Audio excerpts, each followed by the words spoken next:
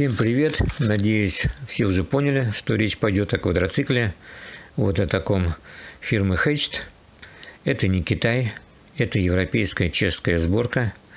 Все мы помним, в свое время были в советское время Ява, мотоцикл такой, и у меня, кстати, был. Ну и поэтому я сделал свой выбор в пользу чехов, не Китай. Это электрический квадроцикл, 2,2 киловатта. Задний привод. Здесь достаточно мощная батарейка стоит. Раньше, в принципе, ставили 36 вольт батарейки в квадриках. Сейчас ставят 48, 60 вольт батарейки. Здесь очень мощная батарейка по вольтажу. 72 вольта, 52 ампера. Поэтому квадроцикл может ходить без зарядки до 70 километров. Ну, естественно, зависит от пассажира, от его веса и от багажа. Заряжается батарейка 8-15 часов. Ну, желательно, конечно, в инструкции написано, после того, как зарядится и загорится зеленый светодиод, больше 5 часов уже в розетке не держать. Скорость 45 км в час у него при стандартных 10-дюймовых дисках. Можно поставить 12-дюймовые, производитель говорит, без проблем, увеличить можно на 2 дюйма, написано в инструкции. Ну вот как-то так. Надеюсь, кто-то тоже купит себе электрический квадроцикл, либо с бензинового пересядет на электричество, как и я вот впервые купил себе электрический. Ну, разве что ездил на бензиновой Хонде 300 кубиков. У знакомых полноприводная была. Ну что, давайте смотреть видео, знакомиться по характеристикам и так далее.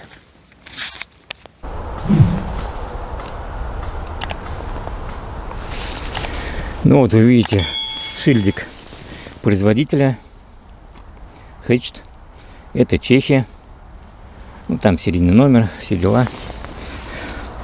Ну и как положено, две фары, дальний и ближний свет, поворотники.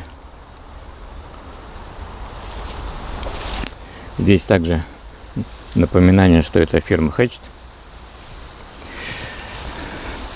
Вот так он выглядит сбоку. Алюминиевые диски 10 дюймов, но само колесо, естественно, больше. Сейчас я возьму рулетку и покажу вам все размеры. Итак, начнем с обувки, как говорится. Высота колеса 53 сантиметра. Ну а диски, как я уже говорил, 10 дюймов. Если выворачивать колесо, то в принципе ничего не задевает. Можно поставить гораздо больше колеса. Производитель говорит, что нежелательно, но максимум, на что можно увеличить, еще на 2 дюйма, то есть 12-дюймовые поставить колеса. Но я думаю, ничего страшного не будет, если увеличить и еще больше. Квадрик новый. Видите, я еще даже не снял пленку, ни сиденья, нигде. Вот так выглядит тыльная часть квадроцикла. Здесь мотор 2,2 киловатта. Дисковые тормоза на заднем мосту. Редуктор, дифференциал так называемый. Амортизатор по центру стоит. Все провода заизолированы. Можно ездить как бы в сырую погоду, там в дождь, снег, по небольшим лужам. Но как бы производитель в инструкции пишет, что нежелательно. То есть лужи там в районе 5 сантиметров. И желательно в сухую погоду ездить. Тут стоят два отражателя сзади по безопасности. Ну, поворотник, само собой, правый, левый. Колеса, как и у всех, задние шире, передние уже. Ножной тормоз, это на задние колеса. На передние колеса ручной, с блокировкой тормоза. Это ручник так называемый. Поставив на блокировку, он никуда не укатится. Спереди, ну, стандартная независимая подвеска, амортизаторы, само собой, рычаги, шаровая, развал схождения можно регулировать. Здесь у нас есть, сейчас покажу, вот она площадка, так, вот она, на которую можно поставить лебедку. И вот здесь ее пропускать. Вот здесь лебедка стоит, и при необходимости можно пользоваться лебедкой. Светят фары достаточно неплохо. Я уже вечером прокатился. Здесь тоже отражатели боковые. Руль, понятное дело, стандартный мотоциклетный, с двумя зеркалами. Кнопки управления. Так как квадроцикл чешский, то, естественно, все требования Евросоюза ближнего света. То есть мы включаем квадроцикл, и сразу загорается свет, что, в принципе, неудобно. Ну, во-первых, жрет батарейку, во-вторых, свет он не всегда мне нужен, на той же рыбалке и охоте по лесу двигаясь, поэтому лучше выключить. И вот этот переключатель, он как бы не задействован. Его можно двигать, и без разницы все равно будет гореть свет. И переключение ближним-дальним вот этой кнопочкой идет. Ну, поворотник вправо-лево, само собой. И отпускаем. Здесь кнопочка сигнала. На правой стороне Drive Rear, то есть вперед-назад. Ну и как бы все, и кнопка старта. В комплекте идет, сейчас покажу, какой пультик. Вот такой пультик идет. Тут 4 кнопочки. Поставить на охрану, снять с охраны, сигнал, то есть найти квадрик свой в толпе в какой-нибудь, не знаю, на стоянке, где-нибудь, где куча машин вы там припарковали, нажмете, и он вот вам скажет голосом, откликнется, где он есть. Ну и кнопочкой поставить и снять на сигнализацию. Вот, на сигнализацию поставил, и тогда кнопка не работает, ключи тоже не будут работать. Сняв с охраны, сразу все загорается. Вот дисплей сразу загорается. Сейчас отрегулирую я фильтр свой на камере, чтобы все цифры были видны. Ну вот. Нажав кнопочку, можно выключить. То есть управлять можно без ключа.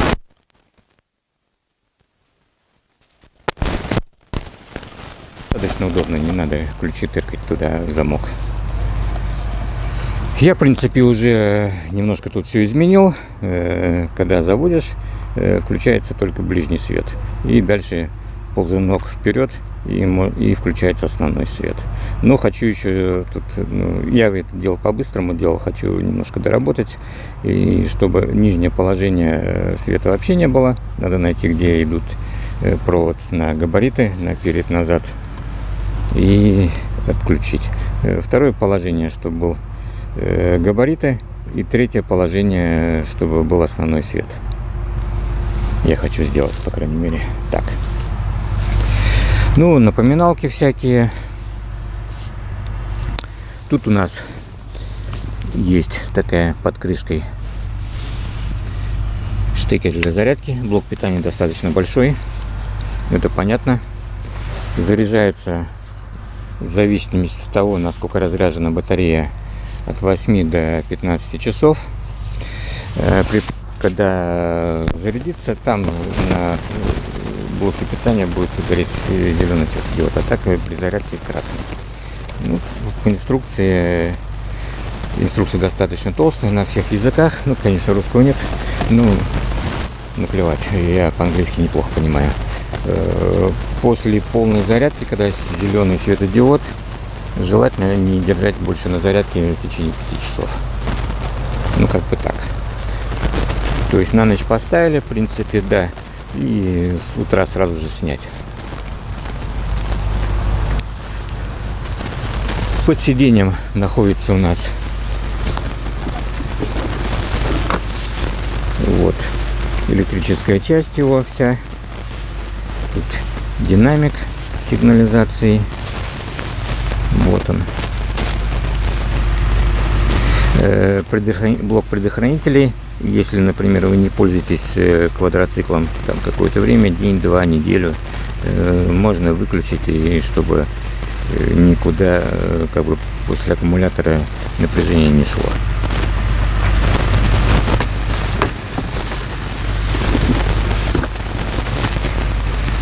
Ну, багажник, само собой, достаточно удобный, с бортиками. Задний, передний без бортиков. Единственный бортик здесь спереди. Вот видите. Немножко уже в грязи квадрик. Я уже поездил. Погода у нас, блин, жесть. Сегодня первый солнечный день за месяц, наверное. А так постоянно дожди. Ну, естественно, с колес летит, потому что, как и у всех квадроциклов, видите, крылья не закрывают колеса на пол колеса. Придется все-таки, как многие делают, увеличивать арки и закрывать колеса.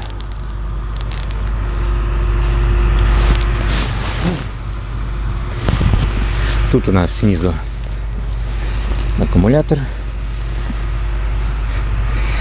Ну, для ног подножка достаточно широкая, нога свободно входит. Еще и место остается. Сиденье, в принципе, полторашка. Он не двухместный. То есть, ну, при желании вдвоем можно ездить, ну, а ребенок, естественно, может, естественно, тоже ездить, как бы, при желании.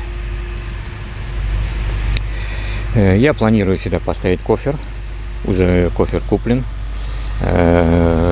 Когда все это будет готово, я сделаю отдельное видео по обзору кофера. Единственное, что неудобно здесь мне, у этого багажника бортики. Здесь не сплошная плита, как обычно бывает в квадроциклах, либо пластиковая большая, длинная, ну, широкая, как бы, либо вот металлическая без бортиков. Кофер у меня достаточно большой, он будет выступать за габариты примерно так, 90 сантиметров он, поэтому есть несколько вариантов. Ну, либо как бы спилить вот эти бортики и уже поставить кофер, что мне, в принципе, не хочется делать.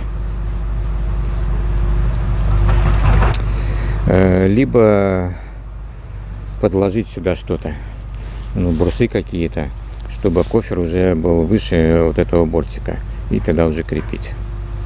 В принципе, я так и сделаю. Кофер со спинкой. То есть сзади там человек или ребенок будет сидеть очень комфортно, как в кресле. Что еще я хотел сказать? Ну, диски очень красивые, мне нравятся. Классно. Позже, когда я сделаю тест-драйв еще по скорости и выложу отдельное видео. Производитель говорит, что 45 км в час. Посмотрим, сколько он развивает реально при моем 75-килограммовом весе. По тормозам я уже сказал, что на заднем мосту дисковые стоят. Да? Вот про перед я и забыл. Здесь у нас стоят барабанные. Почему так, непонятно. Многие говорят, что так оно и есть, когда только задний мост ведущий. Если еще спереди мотор стоит, то есть два моста ведущих, тогда и наперед ставят диски. Ну, я в основном торможу педалькой, то есть задним мостом.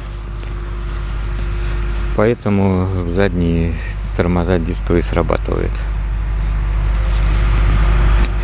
Ну, в воду, конечно, да, электромотор, лучше не залезать, хотя многие залезают, похер, потому что тут стоит вентилятор, как и у всех электродвигателей на охлаждение, и он пластиковый. Но, с одной стороны, хорошо. Я вот вижу пластиковые лопасти, с одной стороны, хорошо, не будут ржаветь, как говорится, но с другой стороны, все равно туда будет залетать влага, грязь, если вы будете погружаться там, по полными колесами в воду, и нежелательно. Конечно, в принципе, герметизация есть, но не полная, как бы, не IP68.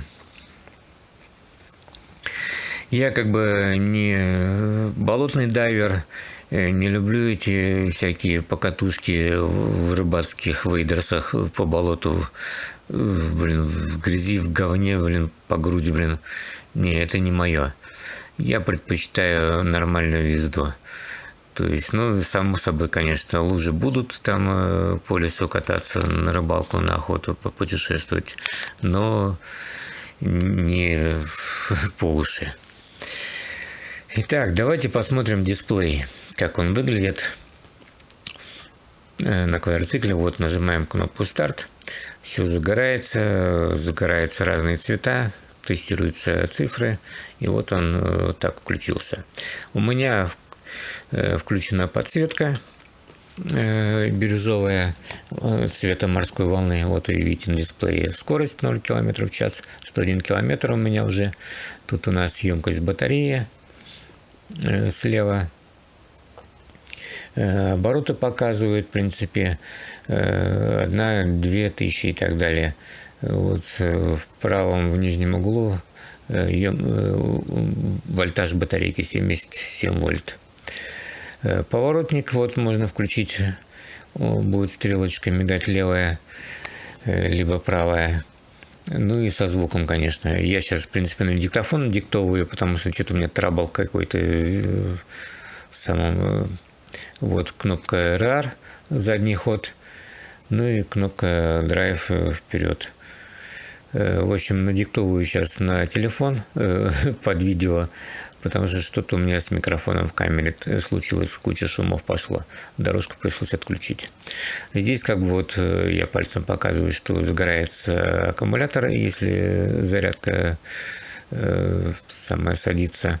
Этой кнопкой можно менять подсветку, выбирать там вот желтая, красная, фиолетовая, синяя, ну и бирюзовая, вот, которая у меня, ну там еще зеленая есть. И этой слева кнопкой можно выбрать либо тотал пробег, либо трип, ну, то есть дневной пробег, скидывать и по нулям.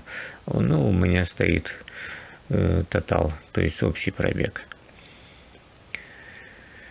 Ну и также отображается самая лампочка дальнего света, голубая, как обычно в машинах, если нажать дальний свет. Но ближнего, к сожалению, не горит. То есть, ну, зеленого обычно. Кнопка старт. Опять выключаем все. Квадроцикл попрощался с нами. Ну, сейчас вы не слышите, конечно, но... Что делать, приходится надиктовывать на телефон в диктофоне и потом подставлять дорожку. Что-то у меня с микрофоном. Надо будет смотреть. Ну, с петличным микрофоном. Я как бы камерой, микрофон работает, а вот петличка что-то хандрит. Вот так выглядит квадроцикл сбоку. Я при своем 176 сантиметрах вот так вот помещаюсь на квадрике. В принципе, люди на таком квадрике, на таком же размере ездят с ростом там 190 и выше, и без проблем. И даже еще сажают рядом там ребенка. Я, в принципе, планирую возить дочку, вот сзади будет сидеть, вот еще места есть достаточно, даже для взрослого человека. Поставлю кофер, и она будет как в кресле ездить. Уже катал ее, в принципе, довольная, как слон. Любит, технику. Потом ей, в принципе, подарю его и будет кататься. Итак, по размерам квадроцикла полуторка. Ну, диски я уже говорил, 10 дюймов. Высота колеса 53 сантиметра вместе с шинами. Можно поставить на 2 дюйма больше. Производитель говорит, без проблем. Но можно, в принципе, достаточно больше поставить, потому что, выворачивая колесо, ничего не задевает. И расстояние достаточно большое для всяких рычагов, балок. И крылья, видите, достаточно высокие. Длина квадроцикла 183 сантиметра. Высота 116, столько же в ширину. По нагрузке 165 килограмм на переднюю ось, 201 на заднюю ось. То есть 371 килограмм загрузка квадроцикла без проблем. Достаточно тяжелый, но при желании, если где-то сядете, в смысле сядете, застрянете, то можно его подергать вперед-назад, ну, либо в сторону за багажники подтащить, раскачивая, потому что ведущий только задний мост, и, естественно, когда одно колесо подвешено, то оно не крутится. Соответственно, нужно сидеть, раскачивать его, как обычно делают бывалые водители квадроциклов, ну, либо слезть и помочь ему выехать, стащив его там с препятствия или вытащив куда-то на более-менее ровную поверхность, где он станет 4 колесами за багажники. Вот так это все дело по размерам у нас. Ну, в принципе, неплохой квадроцикл для, в принципе, среднего человека, взрослого, я имею в виду. Ну, ребенок, само собой, там, не знаю, ну, в районе 10 лет, ну, даже меньше, 8 лет, я думаю, без проблем будет кататься. Само собой, подростки тоже. Ну и что еще, господа, вот последний нюанс. Многие заметили, наверное, уже есть фаркоп. Можно тягать прицепчик, не только маленькие, которые обычно выпускаются для квадроциклов, то есть по хозяйству там перевозить там, не знаю, что-то там землю, кусты, дрова и так далее. Ну и достаточно большой можно возить, в принципе, говорят, полтонны без проблем тянет, а то и больше. Достаточно высокий он, дорожный просвет большой.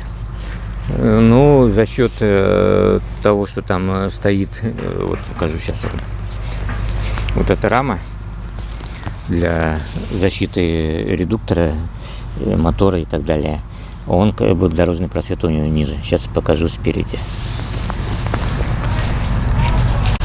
Ну вот вы видите, спереди рычаги как бы выше, а сзади вот видите горизонтальный рычаг.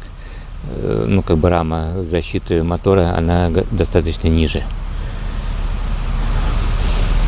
Ну, что делать? Производитель так сделал. В принципе, защита это, да, хорошо. Но могли бы поставить мотор сверху. И это дело тоже поднялось бы.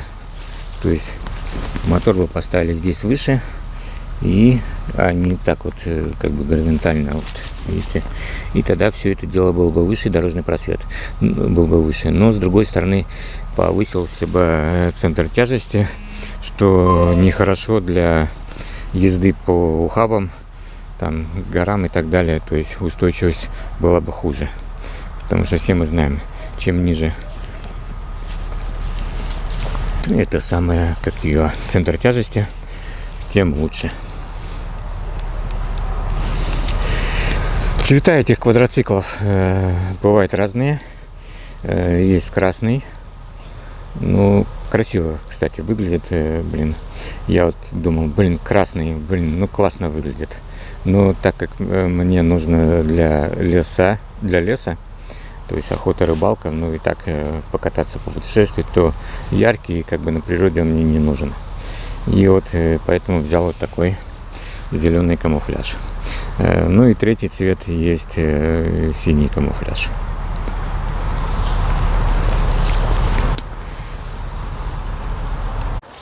Подножки, само собой, тоже есть защита. То есть нигде не заденете и не оторвете. Если переезжать какие-то препятствия, там камни, деревья разные, вот стоят эти металлические такие рамы. Снизу, само собой, тоже все защищено. Вот там все рама железная.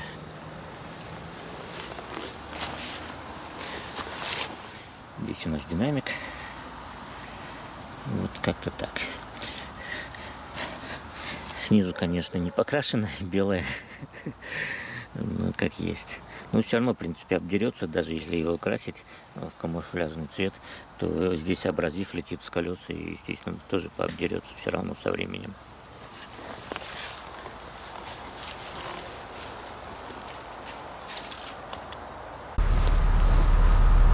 На этом все, господа. Заканчиваем видео по обзору электрического квадроцикла от фирмы H, Чехословакия. Не забываем ставить лайки и подписываться на канал, колокольчик не забудьте, потому что будут еще видео по вот этому квадроциклу, будут скоростные покатушки, возможности его, какие скоростные характеристики, будут различные туристические поездки на нем. Будет обзор установки кофера на задний багажник. Ну и у кого есть желание помочь каналу финансово, буду очень благодарен. Помочь можно рублем, евро, любыми другими валютами, в том числе и криптовалютой.